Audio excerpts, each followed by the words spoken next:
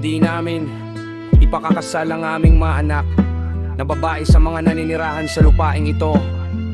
At hindi rin kami magpapakasal ng aming mga anak na lalaki sa kanilang mga anak na babae.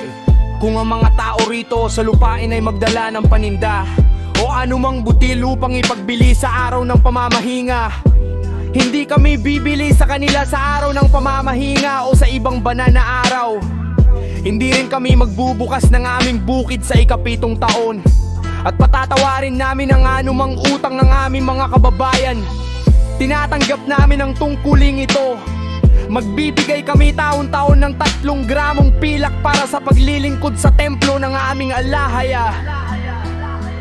Pantustos ito sa tinapay na itinatalaga sa alahaya, sa palagiang pag-aalay ng butil at handog na susunugin sa mga handog tuwing araw ng pamamahinga, pista ng pagsisimula ng buwan. At sa iba pang takdang kapistahan, ito rin ang pantustos sa iba pang banal na handog. Sa handog para sa kapatawaran ng mga kasalanan ng Israel at sa lahat ng gawain sa templo ng aming alahaya. Kami na mga kahan, levita at mga karaniwang tao ay nagpalabunutan upang matiyak kung sino ang magdadala ng kahoy na panggatong sa templo ng aming alahaya.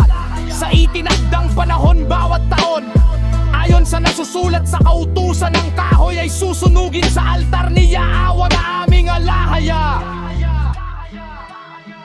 Taon-taon aming dadalhin sa templo ni Yahweh ang mga unang bunga ng aming mga pananim at ng bawat punong kahoy. Ayon din sa nasusulat sa kautusan, dadalhin namin sa templo ng aming alahaya at ibibigay sa mga kahan naglilingkod doon ang panganay naming mga anak na lalaki. Gayon din ang panganay ng aming mga baka, tupa at kambing. Dadalhin namin sa mga bodega ng templo ng aming alahaya ang mga unang bunga ng aming giniling na trigo, mga handog na butil, mga bunga ng bawat punong kahoy, katas ng ubas at langis. Magbabayad rin kami ng ika-10 bahagi ng aming mga ani sa mga levita, sapagkat sila ang tumatanggap ng ika-10 sa mga bayang aming sinasaka.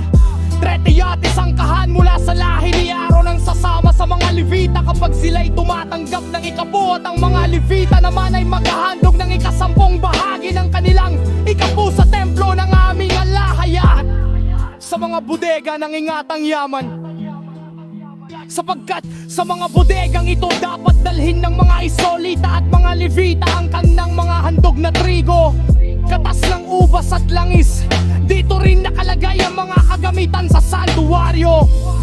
At dito tumutuloy ang mga kahan naglilingkod ng mga bantay, pinto at mga awit. Kaya't hindi namin pababayaan ang templo ng aming alahaya